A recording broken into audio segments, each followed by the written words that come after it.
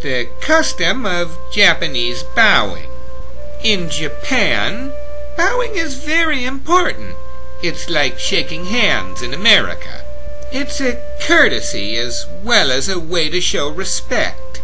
In a karate dojo, the kanji rei is used to mean bow.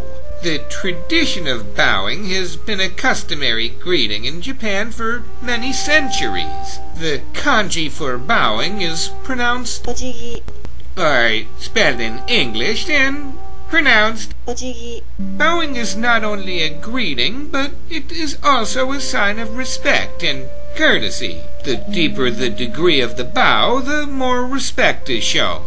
To show great respect for elders, the bow is performed deeper and generally for a bit longer. Here's former Republican President Richard Nixon bowing to Communist Chairman Mao Zedong. You can see that Mao doesn't bow in return. Only Republican President Nixon assumes the submissive position. Only Nixon is in the pronounced state of respect to the communist dictator. And here's President Nixon again, bowing in deep respect for Emperor Hirohito of Japan, after Japan's attack on America in Pearl Harbor. You can see our Republican president was thrilled to meet him and to bow in respect. A respectful bow is taken as a great sign of good personal skills and awareness, as well as a great degree of intelligence, where a shallow bow shows rudeness, ignorance, and a lack of awareness and respect, especially when addressing an elder. If one person is taller and the other is shorter, the taller one generally bows deeper. Otherwise, they would just be looking straight down on them, especially if one individual towered over the other. And to show great respect, the individual may bow so that their head is actually lower than the other individual's, especially if that individual were a world leader, or maybe the Emperor of Japan, or something like that. A real man is confident and secure and able to bow with great dignity, especially when doing it in custom, with one of our allies.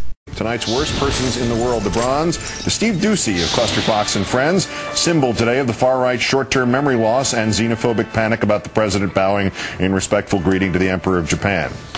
233 years of precedent dating back to the very founding of this republic. American leaders do not bow to leaders of other countries. But the president there, he is bowing. He bowed to King Abdullah earlier in the year as well. The administration said, look, it's just protocol. It's one of these things they do. And then Porky Pig says, I think it was inappropriate. No, not Porky Pig, Karl Rove, sorry. Ducey then says it again, you know this is a long-standing precedent going back to the founding of the republic. American presidents don't bow to anybody. You're wrong. Here's Richard Nixon bowing to Hirohito in 1971. Hirohito, the emperor who attacked the U.S. at Pearl Harbor, and they were on U.S. soil at the time, and he bowed to him.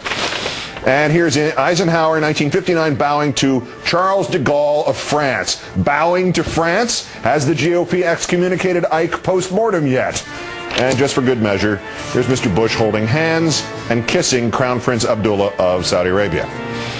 You see what happens, Steve Ducey? Do you see what happens, Steve Ducey? Do you see what happens when you get your American history off a placemat at Bickford's?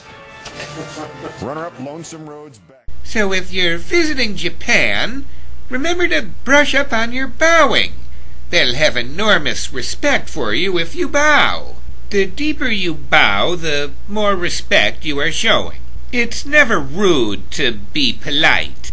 Remember this ancient haiku. Minoru hodo atama no teru inahu kana. It says, young rice stalks stand upright. The mature grains bow low. Implying that one grows to understand the meaning of humility. And remember, when you're enormously proud, dignified, confident, and self-assured, as well as very tall, you're comfortable bowing deeply to a much smaller man who is your friend, who is much older, who you're deferring to and showing respect, as one does in civilized societies.